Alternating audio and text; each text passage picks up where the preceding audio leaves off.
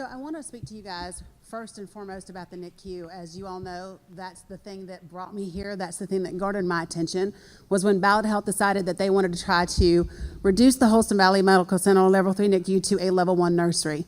The reason why I believe that that's a significant disadvantage that only exists because this COPA was allowed to happen, and the COPA was allowed to happen under SB 994, is because it allowed a merger to take place, right? The existing COPA law would have allowed Mountain States and Wellmont to work together. This law created one entity.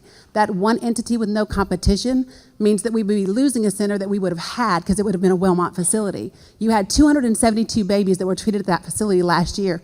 83 of those babies were NAS babies. If you know anything about this region, you know that the northeast region of Tennessee accounts for 25% of all NAS babies across the entire state. Our infant mortality rate is triple what the national average is.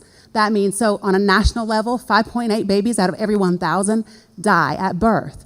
In Hawkins County, that number is 11.2. In Bristol, Virginia, that number is 15.2.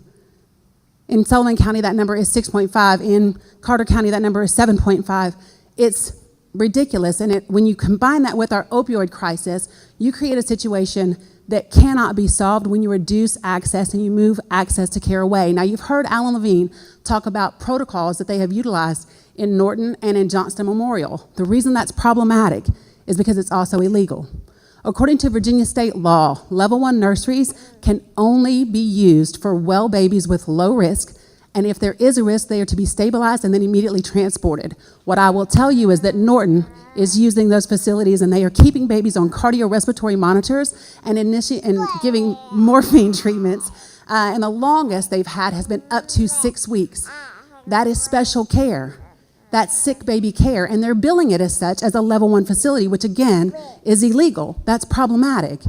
So it's not that we oppose all of these changes. We oppose them being done in the manner that they're being done, without resources actually happening, without training and stability. These are things that take a long time to put into place. You cannot put families at a disadvantage and expect them to go an additional 30, 45, 60 minutes away when we know that babies do better. They have better outcomes when they are closer to their moms, when they are closer to their dads. Study after study after study shows that and proves that it is definitive.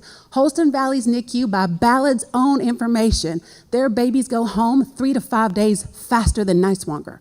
So when you talk to me about better outcomes, the proof is in the pudding and in the numbers, and they came straight from Ballad Health.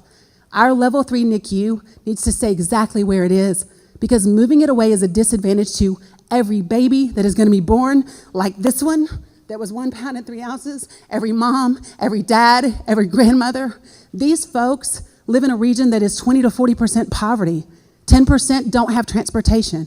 You have a high rate of food insecurity. People do not have time to track down health care when they're trying to figure out where their next meal is coming from. And it's your job to make sure that they have access to that care and that it's quality. Thank you.